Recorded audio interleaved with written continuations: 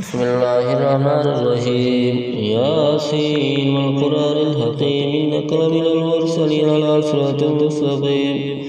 تنزيل العزيز الرحيم لتنذر قوما ما أنذر آباؤهم فهم غافلون لقد حق القول على أكثرهم فهم لا يؤمنون إن جعلنا في أعناقهم أغلالا فهي الأذقان فهم مقمحون وجعلنا من بين أيديهم سدا ومن خلفهم سدا فأغشيناهم فهم لا يبصرون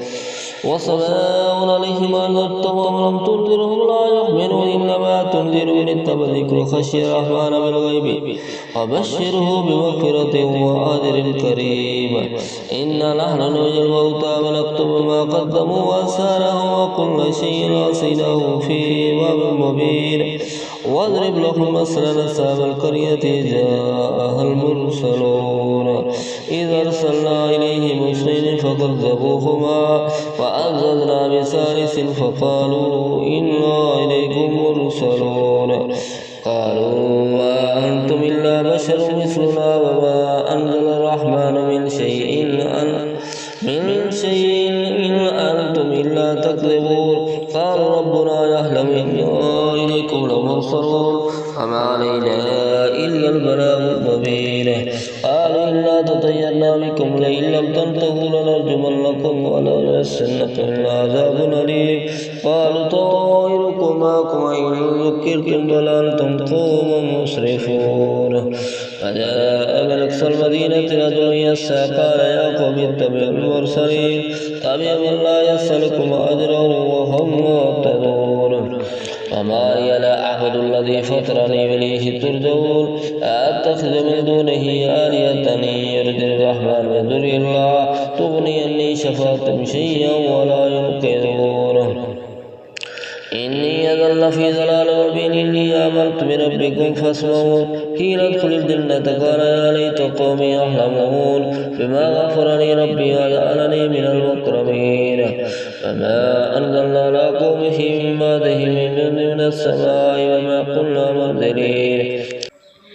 إن كانت إلا سيئة واحدة فإذا هم خامدون يا حسرة على العباد ما يأتيهم من رسول إلا كانوا به يستهزئون ألم يروا كما أهلكنا قبلهم من القرون أنهم إليهم لا يرجعون فإن كل لما جاءوا إلا ذيلا بصرون وآية لهم الأرض الميتة وأحييناها وأخرجنا منها حبا فمنه يأكلون وجعلنا فيها جنات من نخيل وأعناب وفجرنا فيها من العيون ليأكلوا من ثمره وما عملت أيديهم فلا يشكرون سبحان الذي خلق الأزواج كلها مما تنبت الأرض ومن أنفسهم وما لا يعلمون آية لهم الليل الأسلخ منه النهار فإذا هم مظلمون والشمس تجري لمستقر لها ذلك تقدير العزيز العليم والقمر قدرناه منازل حتى عاد كالعرجون القديم لا الشمس ينبغي لها أن تدرك القمر ولا الليل سابق النهار وكل في فلك يسبحون وآية لهم أنا حملنا ذريتهم في الفلك المشحون وخلقنا لهم من مثل ما يركبون وإن نشأ نغرقهم فلا صريخ لهم ولا هم ينقذون إلا رحمة منا ومتاعا إلى حين وإذا قيل لهم اتقوا ما بين أيديكم وما خلفكم لعلكم ترحمون وما تأتيهم من آية من آيات ربهم إلا كانوا عنها معرضين وإذا قيل لهم انفقوا مما رزقكم الله قال الذين كفروا للذين آمنوا ونطعم والله يشاء الله أطعمه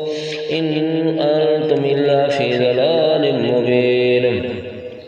ويقولون متى هذا الوعد إن كنتم صادقين ما ينظرون إلا سيئة واحدة تأخذهم وهم يخصمون فلا يستطيعون توصية ولا إلى أهلهم يرجعون ونفخ بالصور فإذا هم من الأجداث إلى ربهم ينسلون قالوا يا ويلنا من باسنا من مرقدنا هذا وذا الرحمن وصدق المرسلون إذ كانت إلا سيئة واحدة فإذا هم جميع لدينا محضرون فاليوم لا تظلم نفس شيئا ولا تجزون إلا ما كنتم تعملون إن أصحاب الجنة اليوم في شغل فاكهون هم أزواجهم في ظلال على الأرائك متكئون لهم فيها فاكهة ولهم ما يدعون سلام قولا من رب رحيم وامتازوا اليوم أيها المجرمون ألم أعهد إليكم يا بني آدم ألا تحبطوا الشيطان إنه لكم عدو مبين وأن اعبدوني هذا صراط مستقيم ولقد ضل منكم جبلا كثيرا فلم تكونوا تعقلون هذه جهنم التي كنتم توعدون اصلوها اليوم بما كنتم تكفرون اليوم نختم على أفواههم وتكلمنا أيديهم وتشهد أرجلهم بما كانوا يكسبون ولو نشاء لطمسنا على أعينهم فاستبقوا الصراط فأنى يبصرون ولو نشاء لمسخناهم على مكانتهم فما استطاعوا مجدا ولا يرجعون ومن نؤمره ننقص في الخلق أفلا يعقلون وما علمناه الشعر وما ينبغي له إن هو إلا ذكر وقرآن مبين لينذر من كان حيا ويحق القول على الكافرين أولم يروا أنا خلقنا لهم مما من الطير أنعاما فهم لها مالكون وذللناها لهم فمنها ركوبهم ومنها يأكلون ولهم فيها منافع ومشارب أفلا يشكرون